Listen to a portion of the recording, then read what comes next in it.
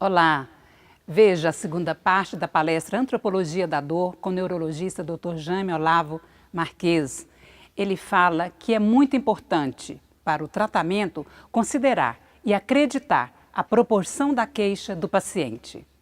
Então, a quantidade e a qualidade da dor depende de vários fatores, varia de pessoa para pessoa, ela é tão específica quanto a impressão digital. Então, o entendimento da situação, aqui tem um trabalho na Guerra do Vietnã, muitos desses trabalhos foram feitos durante a Guerra do Vietnã, em que 1/3 dos soldados necessitam de sedação contra 4/5 dos civis. Porque os soldados estão entendendo, eles estão numa guerra, foram feridos, vão ganhar uma série de medalhas. Então, eles entendem bem, eles sentem menos dor do que o civil que está saindo de carro, não entende nada, leva uma batida ou leva um tiro. Então, o entendimento da situação é muito importante. Experiência prévia é extremamente importante. A experiência prévia ela pode ser boa e pode ser ruim. Aqui é um exemplo que correu na época, nem todos, só para alguns de nós aqui se lembram bem da Guerra do Vietnã, essa moça Kim Pue, em 1972, tiraram um retrato dela, ela chorando, correndo, aqui não está nítido, queimada, inteirinha, queimou a roupa dela, e depois se acompanhou a história de vida dessas moças. E o que se sabe que, quando você tem um evento onde você tem uma experiência prévia boa, você vai ter possibilidade de sentir menos dor. Se você chega, isso é uma coisa que eu me lembro, na época de estudante, chegava uma criança no pronto-socorro gritando, uma das condutas era passar um lençol em torno dela e fazer o que tinha que fazer, porque a vida tinha que tocar. Isso é uma experiência muito desagradável, tratar de dente. Por exemplo, na minha época, eu sou meio fóbico com dentista. Na minha época, era um aparelho no pé, fazia, ia uma broca desse tamanho, não tinha anestesia, não tinha nada. Hoje, tratar de dente é uma farra. Então, essa experiência prévia, ela é muito importante. A cultura e atenção e distração são aspectos antropológicos extremamente importantes. Esse aqui é o Quang Duc, que também, na Guerra do Vietnã, vocês imaginam se é possível.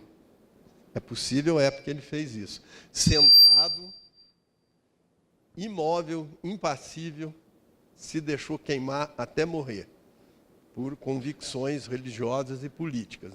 Aqui são algumas hindus, que têm algum cerimonial. Isso aqui é uma coisa interessante, é uma cirurgia não convencional, eu prefiro classificar desse tipo, de catarata, uma canivete cortando o olho sem anestesia. A gente sabe que a córnea é extremamente sensível.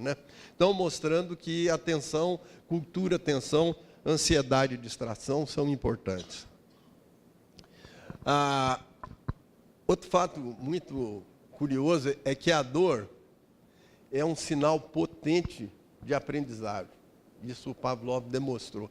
Isso tem sido pouco valorizado na neurociência do comportamento. Aprendizado. Hoje se admite que dor crônica ela faz parte de aprendizado que antes se chamava de neuroplasticidade. Hoje se prefere dizer de aprendizado. E esse povo chama atenção, eu vou passar muito rápido aqui, sobre uma coisa que é o sistema límbico, que é uma base orgânica da emoção, do comportamento, Quando eu era estudante, eu fui dezenas de vezes estimulado pelo Dr. Guerra para a gente estudar o sistema límbico e ver. Ele teve algumas passagens interessantes no México, vendo algumas coisas dessa. Então, o sistema límbico, ele é uma base importante e ele mostra que, diferentemente do antigamente se pensava com o coração, sentia com o coração, emoção é extremamente importante, mas hoje a gente sabe que o cérebro tem mais peso nisso do que a imagem clássica do coração de antigamente.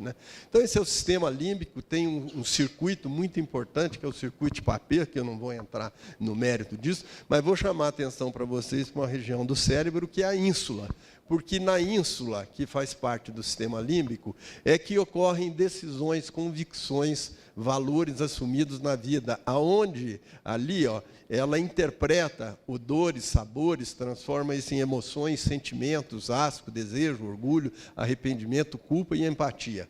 E isso faz parte desse modelo do cérebro individual de cada um de uma forma. Aqui algumas perguntas que são interessantes. que pacientes, muitas vezes, isso é muito frequente em paciente crônico, eles podem estar ansiosos, agressivos, deprimidos, desconfiados, discordar do diagnóstico. Os médicos também, eles podem ter condutas que eles significa que eles tiram a máscara de bonzinho e acabam ficando agressivos também, tratando mal o doente porque não aguenta mais. Então, o que acontece? Vem uma pergunta seguinte: por quê? Aí que começa a coisa a ficar mais complexa, né? Pacientes mais ou menos semelhantes, com diagnósticos mais ou menos semelhantes, recebendo tratamento mais ou menos semelhantes, manifestam resultados radicalmente diferentes. Essa é uma grande questão que se discute muito e que o Kahana, que é esse autor que estuda essa parte antropológica de dor, ele fala que não existe explicação simples no modelo biológico convencional, biomédico, né? É preciso que você faça uma análise da prática clínica, que é o que nós fazemos todo dia, que é extremamente importante, os estudos pré-clínicos, os ensaios com medicamentos, mas para a dor e dentro desse modelo atual que está sendo implantado não, está ocorrendo tanto na Europa, na Itália, que é um modelo de saúde, não é um modelo de doença, né? É necessário que você use o recurso da epistemologia, a maneira como nós explicamos os fatos, a ontologia e a fenomenologia. Aqui de epistemologia tem uns trabalhos muito interessantes do Bachelard, né, que não vai ter tempo de discutir, mostrando que hoje nós temos uma ciência fria, se perdeu a emoção da descoberta, da relação interpessoal. Então, isso tudo é importante, né? E o entendimento das bases teóricas das doenças não é suficiente para avaliação do doente, não doença. E esse é aquele modelo clássico aí, que foi muito desgastado, esse nome holístico, né? Mas é o ser comum, o corpo unitário. Você tem que fazer uma interpretação de estrutura e função para que você tenha uma terapia racional e que você possa desenvolver mecanismos autorreguladores, né? Então, o que acontece? Nós requeremos, além das habilidades biomédicas clássicas, básicas, nós temos que ter reflexões de ordem filosófica, e a filosofia do psiquismo ela é tão relevante quanto a reflexão crítica médica. E somente assim nós podemos entender a dor. Então, isso aqui é essa abordagem aí desses aspectos de dor que nós vamos tentar desenvolver mais um pouquinho no tempo que nós temos, onde nós vamos ver que nas dores crônicas existem os fatores biológicos, lesão tissular, condição física, medicações, fatores socioculturais. Eu não vou ler todos aqui, porque a gente sabe que vocês leem mais rápido do que eu falo. E os fatores psicológicos são extremamente importantes. Isso é uma sequência onde o indivíduo começa a analisar a experiência própria, aspectos culturais, o risco que isso tem, a ansiedade, expectativa, e o cérebro acaba analisando isso. E o que se chama atenção, que é muito importante, a história da dor, muito importante. Nós aprendemos isso hipocraticamente, que a gente deve fazer uma história. Mas o mais importante hoje para o modelo biopsicossocial é a história do paciente. Não é só a história da doença, é a história pessoal, é a biografia do paciente, o que ele conta da vida dele. E existem, então, várias formas de expressar a dor, né, de compartilhar a dor. Dor é uma linguagem, é uma forma de comunicação, é um pedido de auxílio, né? E são as atividades motoras, expressões faciais, alterações posturais, respostas autonômicas, expressões paralinguísticas, chorar, gritar, reações de retirada e uso de dispositivos, se o paciente está usando muito um amuleto ou não. E isso tudo constitui o que se chama linguagem da dor, que nós temos que entender. Não é só aquilo que o paciente queixa, você tem que observar o comportamento dele. Outro fator que é importante nas dores crônicas é que a mesma causa pode levar manifestações clínicas diferentes. E que os mesmos sintomas podem ter etiologias diferentes. Então, nem toda diabetes tem queimação e nem toda queimação significa que seria, então, diabetes, né? E existe uma mudança temporal, que é uma neuroplasticidade, que hoje se prefere dizer como sendo um aprendizado. Bom, cronificação da dor. Isso aqui é um assunto longo, eu vou pegar só algumas ideias aqui. Existe um sistema chamado Sistema de Adaptação Complexo, que é um modelo de Ising, Ernest Ising, é um modelo da mecânica estatística. Tem uma série de coisas, eu vou pegar só uma coisinha aqui, ó. Que ele fala que alguns não concordam, mas existem 3 ou 4 pilares absolutamente importantes, incorporados e possivelmente essenciais na cronificação da dor. Então, ele usa esse princípio que pedaços de informações interagindo podem produzir efeitos somatórios colaterais. Então, é o seguinte, em resumo, o que eu quero dizer disso aqui? É o modelo da verbalização em dor, da condição do sofrimento. Como que é verbalizado isso aí? Então, é extremamente importante como a pessoa com dor, com sofrimento, molda o problema para ela. Ou seja, como que ela molda para ela a dor dela em relação aos outros. Os outros em relação à dor dela. Como isso é divulgado pelos meios de comunicação, dor e outras doenças, né? Isso não é só para dor. Até mesmo pelas instituições oficiais, as facilidades que tem, né? Hoje em dia tem algumas modalidades de tratamento que o governo mantém, nem sempre bem, mas tem algumas, né? Algumas formas de tratamento. O sucesso desses tratamentos, como é que isso repercute nessa moldagem de verbalização, né? As políticas, o significado das palavras e das doenças. Por exemplo, sífilis, antigamente, era um negócio terrível, né? Hoje já tem tratamento, tuberculose também, hanseníase, AIDS, as coisas estão mudando, né? Alguns tipos de câncer, essa conversa que nós já falamos de TDAH e doença de Alzheimer, isso tudo são situações ocasionais. Então, isso segue um modelo que é um modelo conhecido como Ising da estatística. Esse aqui eu vou passar rápido, que é a homeostasia e a variabilidade para cada um é importante. Então, nesse modelo, ele acha que esses são 4 pilares importantes. Que não existe nenhum sistema de controle central exclusivamente para a dor e que o impulso sensitivo ele é sempre modulado, interagido em nível central, que é uma coisa que chama-se embodiment, que é outra coisa que está na moda também, né? Então, eu vou comentar bem rapidinho, né, porque isso vai ser tema de uma outra abordagem, mas isso é importante em dor. O que significa essa espiritualidade? Espiritualidade, nesse sentido, do ponto de vista antropológico, do ponto de vista psicológico, é um termo que se usou para traduzir essa palavra do inglês. Né? O comportamento, a estrutura do indivíduo, isso que se chama, então, espiritualidade. Né? E houve uma evolução dos modelos, então, biomédico, psicossocial, social, biopsicossocial e o espiritual. Ele atua facilitando muita coisa na vida das pessoas, né? Mas é uma experiência positiva que relaciona o transcendente com o sagrado, e transpõe uma ideia de religiosidade, mas não é obrigatória que exista a ideia de religiosidade.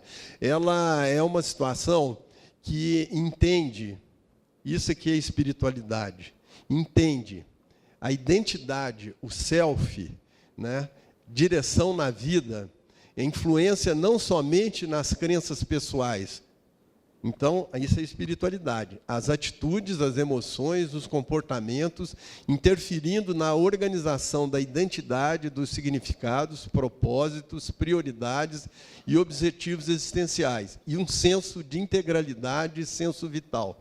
Na atualidade, é visto como uma relação entre forças superiores da mente, da personalidade, que não se entra em resumo do que é isso aí, cognição e as capacidades humanas, muito além de conceitos, então, religiosos específicos, né? Então, a espiritualidade é um recurso terapêutico muito importante, que deve ser observado o que o paciente pensa, não o que o terapeuta acha que é religiosidade. Você tem que respeitar muito o pensamento do paciente, não procurar e estar interferindo nele. E você pode criar estratégias de enfrentamento e de automanuseio da dor, que são coisas assim muito importantes, relaxamento, meditação, uma série de coisas, né? Então, isso eu queria comentar rapidamente dessa questão da espiritualidade, que é muito importante em dor, e eu não tenho tempo aqui para estar discutindo esses outros aspectos aí evolutivos. Só falar num conceito que surgiu de espiritualidade com a Cecily Saunders, que é uma senhora do hospital St. Patrick, na Inglaterra, que ela criou o termo de dor total e de você morrer bem, quer dizer, você morrer sem dor e com o apoio da família e um apoio religioso, se houver necessidade de apoio religioso, né? Então, completando aqui alguma coisa, né? O Hector, eu acho que já está sinalizando meu horário ali, mas rapidinho nós terminamos, né? A antropologia em si da dor tem algumas coisas aqui que têm características evolutivas importantes, que nós pertencemos à grande família dos primatas, dos chimpanzés, gorilas e orangotangos. Às vezes a gente acha isso meio estranho, mas nós compartilhamos 98% do patrimônio genético com os chimpanzés, né? E a nossa evolução, nós assumimos de uma forma até rápida na história da evolução a posição ereta. E para quê? Para poder enxergar melhor, isso marcou uma evolução melhor, para poder ter as mãos livres, para poder fazer o seu trabalho de sobrevivência, mas nós pagamos um preço com isso aqui, né, que são as dores nas costas e a rigidez cervical. Nós passamos muito rapidamente por isso. Dessa postura aqui, ó, para essa postura. Outra coisa que eu já comentei rapidamente é que na espécie humana ocorre um nascimento precoce. Os outros animais, o período de gravidez é mais longo e, para nós, mais rápido, a criança nasce mais rápido que em relação aos outros animais. Então, ela tem um período de aprendizado grande, ela só vai ser realmente liberada para comer, para fazer a atividade dela, para se vestir, depois de 10 anos, diferente das outras espécies. Isso tem um problema para a dor. É um aprendizado, você vai tendo a oportunidade de ser um animal treinado para aprender em relação à dor, né? E o preço da capacidade de aprendizagem, então, é isso que nós falamos, né? Que é um mecanismo importante, pavloviano, de treinamento do sistema límbico e do treinamento também, em algum caso, de dor. E o que se admite, esse é um trabalho do Sapiens, um livro que está na moda aí, né? Que o segredo mais importante do sucesso do Homo sapiens foi a linguagem e uma revolução nas habilidades cognitivas, nas formas de pensar, de se comunicar, imaginar coisas que não existem. Isso, a espécie humana, ela é especializada nesse tipo de coisas, né? Compartilhar informações, ideias, cooperação social, isso tudo surgiu com a linguagem. Mas, muito importante, a capacidade de transmitir ao grupo coisas que não existem, como ficções, lendas, mitos, deuses, religiões, e fazer isso coletivamente. Não basta você fazer, você tem que convencer as pessoas, então. E existe, então, a imaginação coletiva.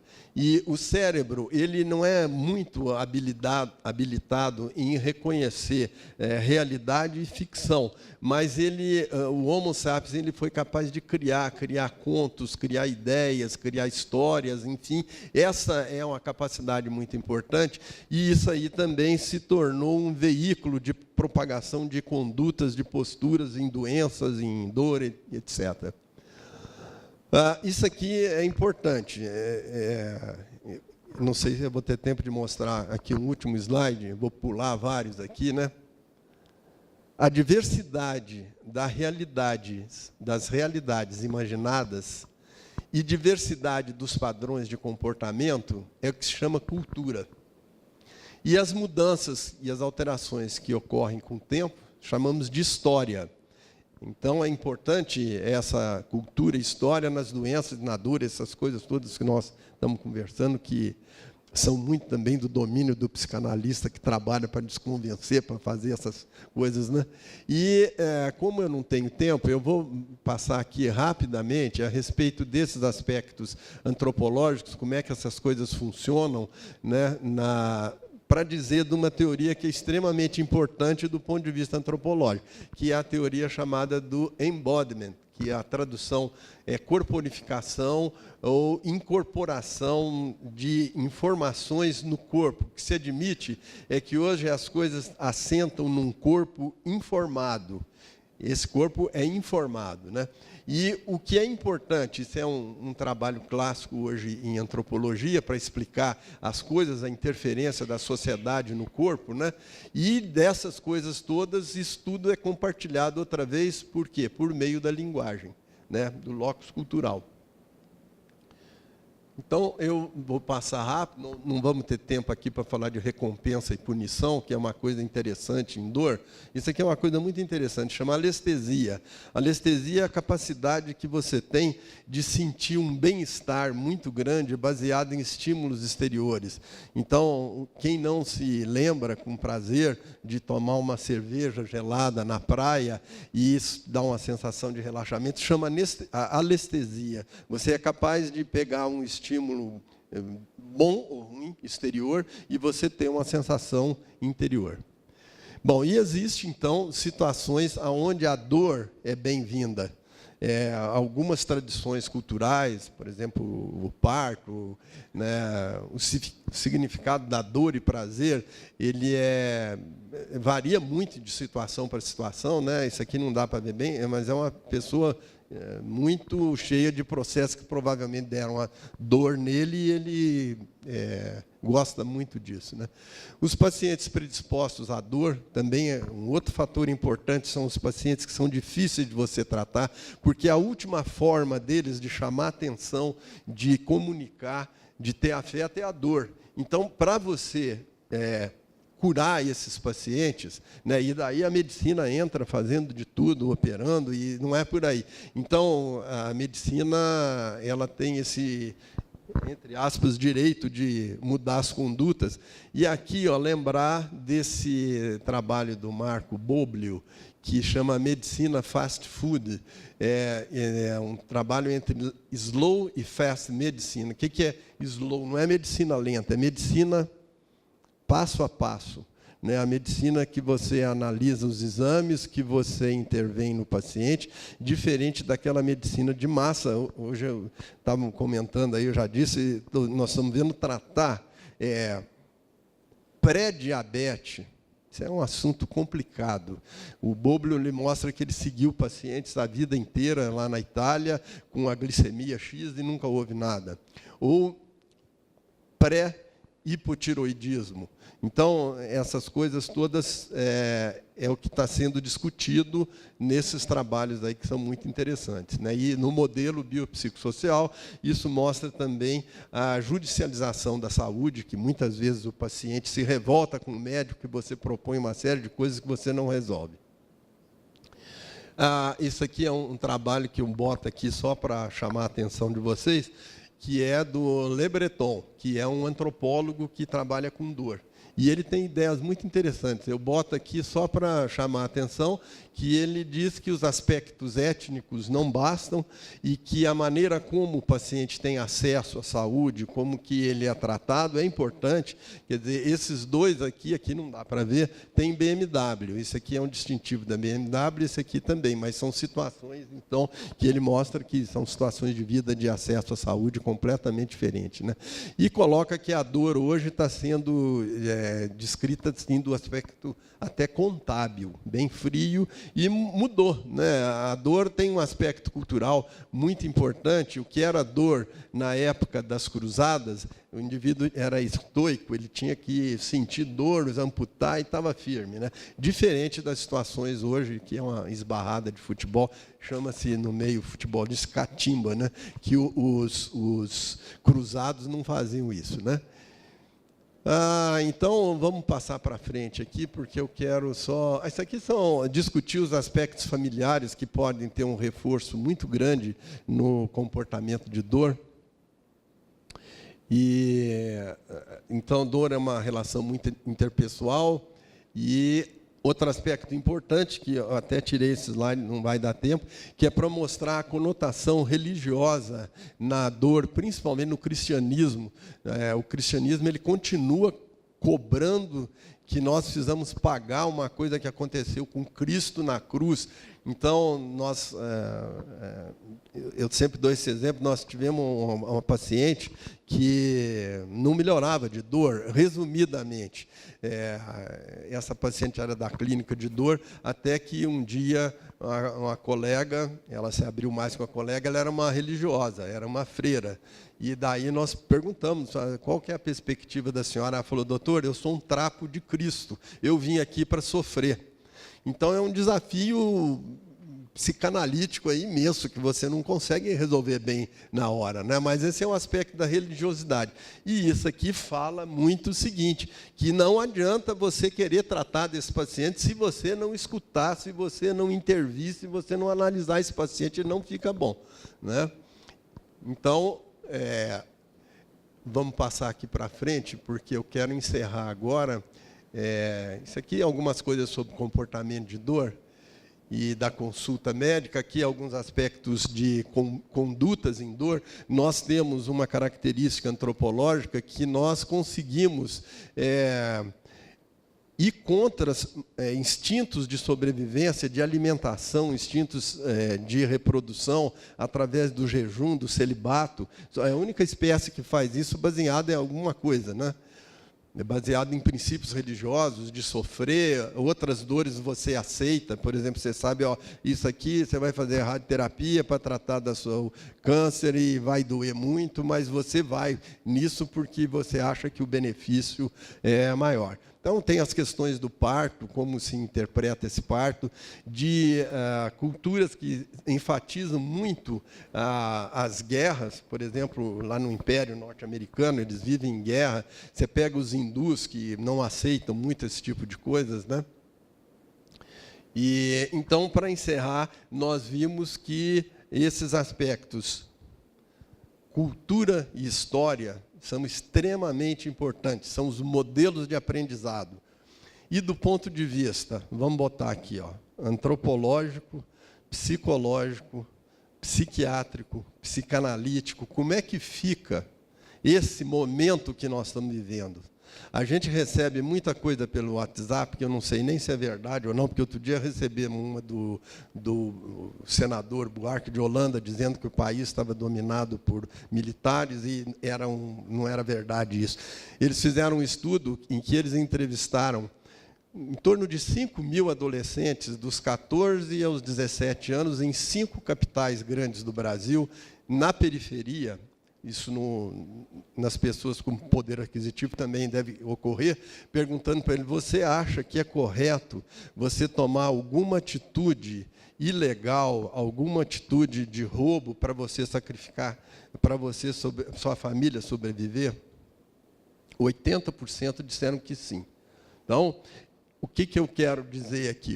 Que o conjunto biopsicossocial, sobre vários aspectos, né, nós sabemos que desvio de conduta existe, nós somos seres humanos, é um problema. Isso aqui é de um editorial da Folha de São Paulo. Mas muitos países não têm postura em relação a fraudes. Necessitamos de normas e condutas quanto à fraude, para evitar o colapso da confiança pública que está acontecendo em relação à credibilidade e confiança na maioria dos políticos e suas instituições. Como é que anda isso, então, culturalmente? Cultura, história e memória. E essas coisas vão interferir muito na nossa vida. E como é que andam as coisas? Mal, muito mal. E o que está acontecendo? Está piorando, né? As coisas estão aumentando. Então, esses aspectos de história e cultura, eles acabam tendo uma repercussão muito grande no ser humano como um ser total. Peço desculpa pela correria, mas nós estamos programando já com o o Hector, no futuro, a gente fazer alguns cursos na Sociedade de Medicina com mais tempo, para a gente poder discutir melhor isso. Muito obrigado. Dr. Jaime Olavo Marques esclareceu que o comportamento ambiental, psicossocial e biológico é fundamental no tratamento da dor. Você acabou de ver Antropologia da Dor, uma palestra proferida pelo Dr. Jaime Olavo Marques. Estamos terminando o programa. Muito obrigada por sua companhia e até breve.